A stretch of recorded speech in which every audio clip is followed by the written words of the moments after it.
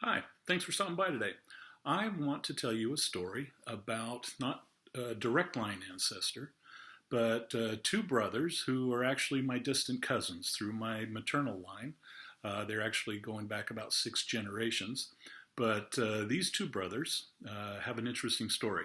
They started out in the printing business in their hometown of Dayton, Ohio, and that soon expanded into a bicycle shop.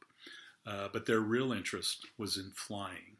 And this was supported by their father. His name was Milton, who was a bishop in the Church of the United Brethren in Christ. And the boys also inherited some mechanical abilities through their mother, Susan. She made small appliances and toys.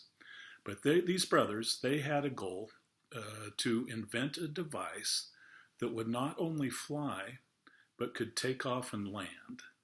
And starting with a kite, they then progressed to gliders.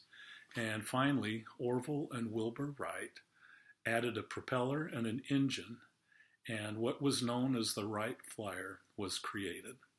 And after four successful flights at Kitty Hawk, North Carolina, they returned to Dayton and continued their experiments at a place called Huffman Prairie. They were finally awarded a patent in 1906, and they started trying to attract potential customers with demonstration flights throughout Europe and elsewhere. With orders in hand, including a contract to build planes for the United States Army, Wilbur and Orville started the Wright Company and began filling orders. But upon the death of Wilbur, Orville became very discouraged and sold the business in 1912 and retired.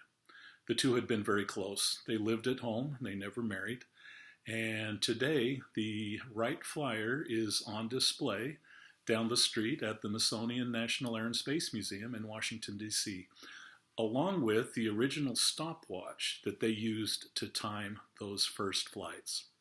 Now, I'm not one to plug books, but I would highly recommend, if you're interested in learning more about Orville and Wilbur Wright, this is a book called The Wright Brothers by David McCullough, and it is a great read, and I think you'll develop an appreciation for what these good boys went through to achieve what they did.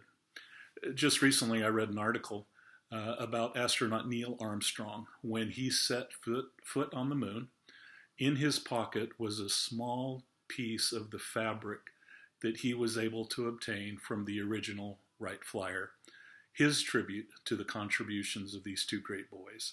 And I think that was kind of neat. So thanks for stopping by. We'll see you next time.